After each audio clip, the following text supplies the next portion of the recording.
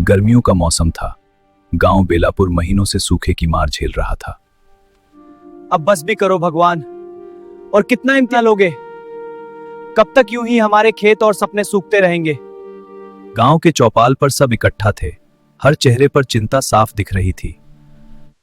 अगर अगले हफ्ते तक बारिश नहीं हुई तो हमें ये गांव छोड़ना पड़ेगा, वरना भूख और प्यास हम सबको खत्म कर देगी। गौरी, इस गांव में एक कुआं था जो कभी सूखा नहीं, लेकिन लोगों ने उसे भूलकर खुद ही बंद कर दिया। तो दादी, हम उसे ढूंढते क्यों नहीं? क्योंकि लोगों ने उम्मीद करना ही छोड़ दिया है। उस रात गौरी को नींद नहीं आई। दादी की बातें उसके मन में बार बार गूंज रही थीं। अगली सुबह वो अकेले निकल पड़ी खेतों के पार, उस उम्मीद की तलाश में जिसे सब भूल चुके थे। कुछ देर खोजने के बाद झाड़ियों के बीच पत्थरों से ढका एक पुराना कुआं उसे दिखाई दिया, जैसे सालों से छुपी हुई उम्मीद आज उसे बुला रही हो। गौरी ने खुश होकर कहा, यही होगा दादी का कुआं।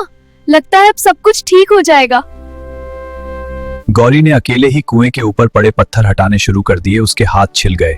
धूप तेज थी, लेकिन वो बिना रुके लगातार मेहनत करती रही। शाम तक कुछ बच्चे गौरी को देखते रहे। तभी एक बच्चे ने उससे कहा कि आप क्या कर रही हो गौरी दीदी? पानी ढूंढ रही हूँ अपने गांव के लिए। धीरे धीरे 2 बच्चे, फिर 5, फिर 10 लोग जुड़ गए। हमने तो उम्मीद ही छोड़ दी थी। ये लड़की हम सबको सिखा रही है। सबने गौरी की तारीफ करी और फिर सब मिलकर खुदाई करने लगे। देखो देखो, यहाँ तो जमीन में नमी है। ये सुनकर सबकी सांसें थम गई। कुछ और खुदाई हुई और फिर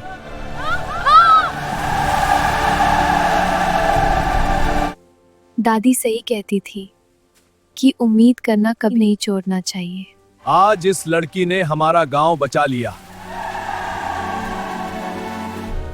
कुआं कभी सूखा नहीं था, सूख गई थी बस लोगों की उम्मीद, लेकिन हमारी गौरी ने हम सबको बचा लिया। मुश्किल वक्त में अक्सर समाधान हमारे पास ही होता है, बस हमें उसे ढूंढने की हिम्मत करनी होती है।